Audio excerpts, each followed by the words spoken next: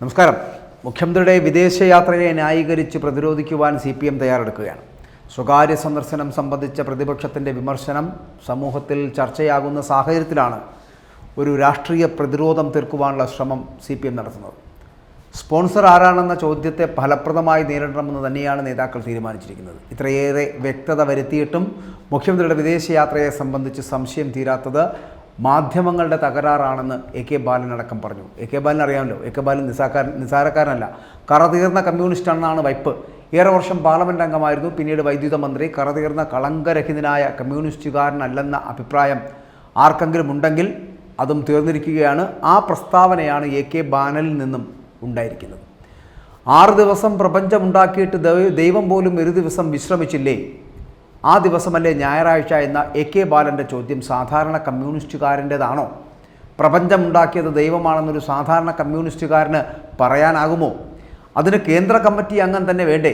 അതാകട്ടെ പാപിയോടൊപ്പം ചേർന്നാൽ ശിവനും പാപിയാകുമെന്ന താത്വിക വിശകലനം നടത്തിയ മുഖ്യമന്ത്രിയുടെ വിനോദ വിദേശയാത്രയെക്കുറിച്ചുള്ള പരാമർശത്തിൽ പ്രതികരിക്കവേ പ്രത്യേകിച്ചു എല്ലാം ശിവശിവ. മുഖ്യമന്ത്രിയുടെയും കുടുംബത്തിൻ്റെയും വിദേശയാത്ര വിവാദത്തിലാണ് മുൻമന്ത്രിയും CPM കേന്ദ്ര കമ്മിറ്റി അംഗവുമായിട്ടുള്ള AK ബാലൻ്റെ പ്രതികരണം എന്നത് ശ്രദ്ധേയമാണ്. തിരഞ്ഞെടുപ്പുമായി ബന്ധപ്പെട്ട് വലിയ ജോലിയാണ് മുഖ്യമന്ത്രി ചെയ്തു തീർത്തിരിക്കുന്നത്. അദ്ദേഹം ഒന്ന് വിശ്രമിക്കട്ടെ, അതിലെന്താണ് പ്രശ്നമെന്നാണ് AK ബാലൻ്റെ ചോദ്യം. ഇത്ര വ്യക്തത വരുത്തിയിട്ടും സംശയം തീരാത്തത് മാധ്യമങ്ങളുടെ തകരാറാണ് കേട്ടോ. സ്വകാര്യ യാത്രയാണ് എന്ന് മുഖ്യമന്ത്രി പോലും പറഞ്ഞില്ലേ, പിന്നെ എന്തിനാണ് ഇത്ര സംശയമെന്നാണ് AK ബാലൻ ചോദിക്കുന്നത്. വിളിച്ചാൽ വിളി കേൾക്കുന്ന ദൂരത്തേക്കാണ് അദ്ദേഹം പോയത്. ഇന്ത്യയുടെ തെക്കേ അറ്റത്തെ ഇന്ദിരാ പോയിന്റിൽ നിന്ന് ഒരു വിളി വിളിച്ചാൽ കേൾക്കുന്ന സ്ഥലമാണ് ഇന്തോനേഷ്യ എന്നാണ് AK ബാലൻ്റെ പ്രതികരണം. ചിരിച്ചു മണ്ണ് കപ്പരുത്. ഇതുമായി ബന്ധപ്പെട്ട് പ്രചരിക്കുന്നതെല്ലാം കെട്ടുകഥകളാണെന്നാണ് അദ്ദേഹം പറഞ്ഞു വെക്കുന്നത്. മുൻപും മന്ത്രിമാർ വിദേശ സന്ദർശനം നടത്തിയിട്ടുണ്ടല്ലോ, അന്നൊന്നും ഇത്ര വിവാദം ഉണ്ടായില്ലല്ലോ. തിരഞ്ഞെടുപ്പുമായി ബന്ധപ്പെട്ടിട്ട് വലിയ ജോലി ഭാരം ഉണ്ടായിരുന്നു മുഖ്യമന്ത്രിക്ക് എന്നും, ഏകദേശം 30 ദിവസം മുഖ്യമന്ത്രി ഒരു ദിവസം 4 മണിക്കൂർ വച്ച് പ്രസംഗിച്ചു. ആ വിധത്തിൽ താങ്ങാൻ പറ്റാത്ത വിധം സ്ട്രെയിൻ എടുത്ത ഒരാളെ ഒന്ന് വിശ്രമിക്കാൻ അനുവദിക്കുന്നതിന് എന്താണ് ഇത്ര ബുദ്ധിമുട്ട് എന്നാണ് AK ബാലൻ്റെ ചോദ്യം. വേണ്ട, വിശ്രമിച്ചോളൂ, പക്ഷേ അത് ഈ നാട്ടിലായിക്കൂടെ? നവകേരള യാത്രയ്ക്കായി മുഖ്യമന്ത്രി കഠിന പ്രയത്നം ചെയ്തു, അദ്ദേഹത്തിന് വിശ്രമിക്കാൻ അവകാശമുണ്ട് എന്ന് ബാലൻ്റെ അഭിപ്രായം. ഞങ്ങളുടെ അഭിപ്രായം അതുതന്നെയാണ്. വിദേശയാത്രയുടെ ചെലവിൻ്റെ സ്രോതസ്സ് മുഖ്യമന്ത്രി വ്യക്തമാക്കണമെന്ന KPCC അധ്യക്ഷൻ K സുധാകരൻ്റെ ആരോപണവും AK ബാലൻ തള്ളിക്കളയുകയാണ്. വിദേശത്തേക്ക് പോകാൻ ഇപ്പോൾ വലിയ ചിലവൊന്നുമില്ല കേട്ടോ. 1.25 ലക്ഷം രൂപ ശമ്പളം വാങ്ങുന്ന മുഖ്യമന്ത്രിക്ക് എന്താണ് ബുദ്ധിമുട്ട് എന്നാണ് അദ്ദേഹം ചോദിക്കുന്നത്. K സുധാകരൻ ഉപയോഗിച്ച വാക്കിനൊന്നും മറുപടി ഇല്ല എന്നുകൂടി AK ബാലൻ പറഞ്ഞു. കാരണം AK ബാലൻ അതൊക്കെ പറയാൻ കഴിയും.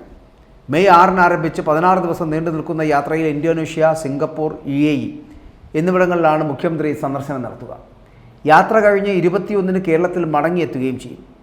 സാധാരണ ഔദ്യോഗിക യാത്രയ്ക്കായി മുഖ്യമന്ത്രി വിദേശത്തേക്ക് പോകുമ്പോൾ സർക്കാർ തന്നെ ഒരു അറിയിപ്പ് പുറപ്പെടുവിക്കാറുണ്ട്. പക്ഷേ അനൗദ്യോഗിക സ്വകാര്യ യാത്രയായതിനാൽ അത്തരം അറിയിപ്പുകളൊന്നും തന്നെ ഉണ്ടായിരുന്നില്ല എന്നുള്ളതാണ്. മുഖ്യമന്ത്രി സ്വന്തം പണം ഉപയോഗിച്ചല്ല യാത്രയെന്ന ന്യായത്തോട് പാർട്ടി സെക്രട്ടറി MV ഗോവിന്ദന് ഒട്ടും യോജിപ്പില്ല കേട്ടോ. സ്വന്തം പണം തന്നെയാണ് അദ്ദേഹം ഉപയോഗിക്കുന്നത് എന്ന് അദ്ദേഹം വാദിക്കുക. പക്ഷേ 1.25 ലക്ഷം ശമ്പളം എന്ന ബാലൻ്റെ വാദത്തോട് ശിവൻകുട്ടിക്ക് യോജിപ്പില്ല. കാരണം 92,000 രൂപയാണ് ശിവൻ അറിഞ്ഞ ശമ്പളം. പക്ഷെ പണത്തിൻ്റെ കണക്കൊന്നും ഗോവിന്ദൻ പറയുന്നുമില്ല. എങ്കിലും എല്ലാവർക്കും ആകെ ഒരു കൺഫ്യൂഷനാണ്. ഇവിടെ ഇതിനു മുമ്പും മുഖ്യമന്ത്രിമാരുണ്ടായിട്ടുണ്ട്. സ്വകാര്യ സന്ദർശനത്തിന് പോയ എല്ലാ മുഖ്യമന്ത്രിമാരെയും നമുക്ക് അറിയുകയും ചെയ്യാം. പ്രധാനമന്ത്രിയാണെങ്കിൽ എല്ലാ കാലത്തും നിരന്തരം ഇങ്ങനെ യാത്ര പോയിക്കൊണ്ടിരിക്കുന്ന ഒരാൾ കൂടിയാണ്. ചില കോൺഗ്രസ് നേതാക്കളാണെങ്കിൽ എവിടെയാണ് പോയിക്കൊണ്ടിരിക്കുന്നതെന്ന് പോലും ആരും അറിയാതെ ഇടയ്ക്കിടയ്ക്ക് മുങ്ങിക്കൊണ്ടിരിക്കുന്ന കാര്യവും നമുക്കറിയാം. രാഹുൽ ഗാന്ധി ഉൾപ്പെടെ യാത്ര പോകുന്നതാണല്ലോ.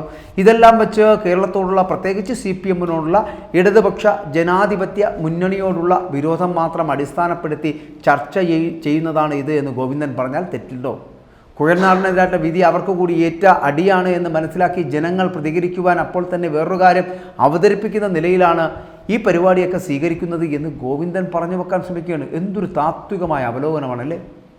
മുഖ്യമന്ത്രിക്ക് ലോകത്തിൻ്റെ എവിടെ നിന്നും ചുമതല നിർവഹിക്കാനാകും. പിന്നെ ചുമതല പ്രത്യേകമായി ഏൽപ്പിക്കേണ്ട ഒരു പ്രശ്നവും നമ്മുടെ മുമ്പിലില്ല എന്നാണ് പറയുന്നത്. പാർട്ടിയുടെയും അതുപോലെ ഗവൺമെൻറ് എന്ന രീതിയിൽ അതിൻ്റെയുമൊക്കെ അനുമതി കൂടി വാങ്ങി യാത്ര ചെയ്യുന്ന മുഖ്യമന്ത്രിയെ കടന്നാക്രമിക്കാൻ മാധ്യമ ശൃംഖല ഇതിനു മുമ്പെല്ലാം ചെയ്യുന്നത് പോലെയുള്ള ജോലി നിർവഹിച്ചു എന്ന് മാത്രമേ ഇതിനോട് പറയാനുള്ളൂ. തെരഞ്ഞെടുപ്പ് പ്രചാരണത്തിന് മുഖ്യമന്ത്രി മറ്റ് സംസ്ഥാനങ്ങളിൽ പോയില്ലെന്ന ആരോപണത്തിലും ഈ പാർട്ടി സെക്രട്ടറിയുടെ മറുപടി ഉണ്ടായിരുന്നു. തിരഞ്ഞെടുപ്പ് ആദ്യമായി വന്നതല്ല, ഇതിനു മുമ്പും തിരഞ്ഞെടുപ്പ് വന്നിട്ടുണ്ട്.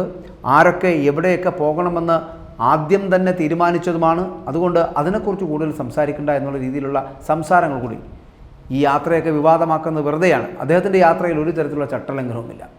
കൃത്യമായ നടപടിക്രമങ്ങൾ പാലിച്ചു മാത്രമാണ് അദ്ദേഹം പോകാറുള്ളൂ. ചെയ്യാൻ പാടില്ലാത്ത ഒരു കാര്യവും മുഖ്യമന്ത്രി പിണറായി വിജയൻ ചെയ്യാറില്ല. കഴിഞ്ഞ ദിവസങ്ങളിൽ വരെ യാത്രയെക്കുറിച്ച് മുഖ്യമന്ത്രിയോട് സംസാരിച്ചിരുന്നു എന്നതടക്കമുള്ള കാര്യങ്ങൾ ഇ.പി. ജയരാജൻ അടക്കം വളരെ ന്യായീകരിച്ചുകൊണ്ട് മുൻപോട്ട് വയ്ക്കുന്നുണ്ട് എന്നുള്ളതാണ്. തിരഞ്ഞെടുപ്പ് കാലത്തെ മുഖ്യമന്ത്രിയുടെ യാത്രയുടെ ഔചിത്യത്തെക്കുറിച്ചുള്ള മാധ്യമപ്രവർത്തകരുടെ ചോദ്യത്തിന് ആരൊക്കെ എവിടെയൊക്കെ പോകണമെന്ന് തങ്ങൾ തീരുമാനിച്ചാൽ പോരെ എന്നായിരുന്നു ഇ.പി. അടക്കമുള്ളവരുടെ മറുചോദ്യം. ഞങ്ങളുടെ കാര്യം ഞങ്ങൾ നോക്കിയാൽ പോരെ, ആരൊക്കെ എവിടെയൊക്കെ പോകണം, എവിടെയൊക്കെ പ്രസംഗിക്കണം, ഇതൊക്കെ ഞങ്ങൾ തീരുമാനിക്കുമെന്നാണ് ഇ.പി. പറയുന്നത്. കേരളമല്ലല്ലോ ഇന്ത്യ. ദേശീയ നേതാക്കൾ പോകേണ്ട സ്ഥലത്തൊക്കെ പോകുന്നുണ്ട്. യാത്രയുടെ ചിലവ് ആരാണ് വഹിക്കുന്നത് എന്ന് ചോദിച്ചാൽ മാത്രം, അല്ല അങ്ങനെ ചോദിക്കുമ്പോൾ മാത്രം നിങ്ങൾ ചിലവ് കൊടുക്കുമോ എന്നുള്ള മറുപടി അടക്കം കൊടുത്തയാളാണ് ഇ.പി. യാത്രയുടെ സ്പോൺസർ ആരാണ്, എന്തിനാണ് ഇതൊക്കെ അന്വേഷിക്കുന്നത് എന്നാണ് ഇ.പിയുടെ ചോദ്യം.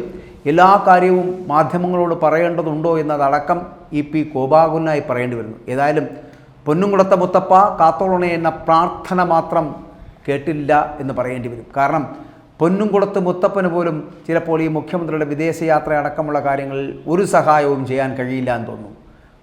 മുഖ്യമന്ത്രി ഇങ്ങനെ വിദേശവാസമൊക്കെ കഴിഞ്ഞിട്ട് വരട്ടെ. അതായത് എ.കെ. ബാലൻ പറഞ്ഞതുപോലെയാണെങ്കിൽ വല്ലാതെ പണിയെടുത്ത് ക്ഷീണിച്ചു പോയ ഒരു മുഖ്യമന്ത്രിയല്ലേ.